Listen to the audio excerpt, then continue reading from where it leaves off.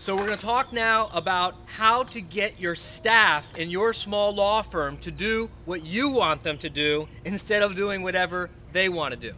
So there's a couple of key concepts, and then I'm going to tell you exactly what I've done with hundreds of law firms all over the country.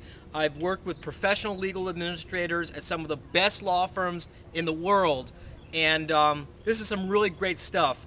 Don't mind the fact that I'm telling you this on a Monday afternoon poolside while I take my private scuba diving lessons. We're actually taking a little break from the lesson. So that's kind of the whole point of it.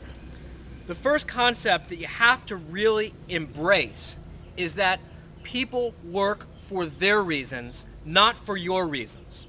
I promise you, your staff does not wake up every day and come to your law firm saying, gee, how can I make my boss's life easier? No. They're going to work every day thinking about how their job serves their life. So that's the first thing you really have to embrace, is to understand that they're doing their job for their reasons, not your reasons. Keep that in the back of your mind. We're going to get to that in a minute. The second key concept is, and this is just a philosophical point of view that I run my life by, I run my business by. I've made a lot of people rich with this concept, and that is, you can avoid reality, but you cannot avoid the consequences of avoiding reality.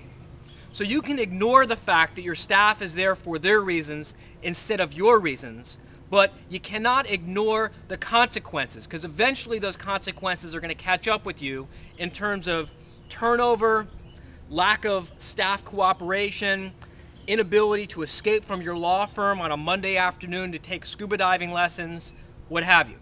All right, so here's what you do with this information. Here's some practical, real-world information.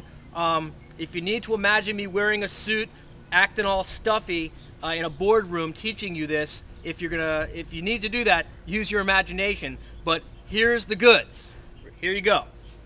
Law firms have paid me thousands of dollars for what I'm about to tell you. All right, so here's what you do. You got to find out why your staff is doing their job. So if you find out that someone on your staff is only doing the job to help pay their way through college, you need to build the job around their college schedule.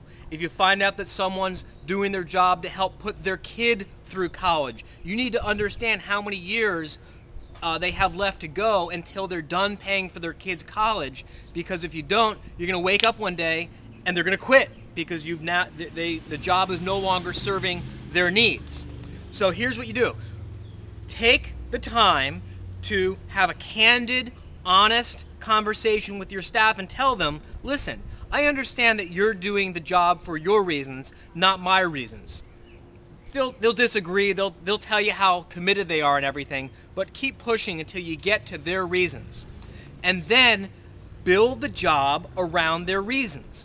So for example, if I was working for you and I had decided I was taking my private scuba lessons on Monday, if you didn't know that part of the reason that I was doing the job was so that I could take my private scuba lessons, guess what would happen on Monday? You would be surprised because I would call in sick.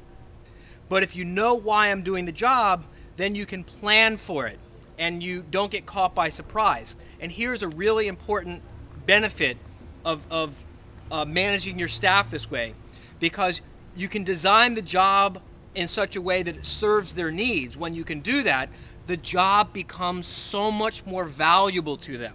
So you don't have to keep throwing money at them. You can give them something that no other job can offer, which is the flexibility to pursue their real goals and their real ambitions. All right, I'm Rjon Robbins from howtomanageasmalllawfirm.com, and in the next section we're going to talk about how to delegate, because you got to delegate.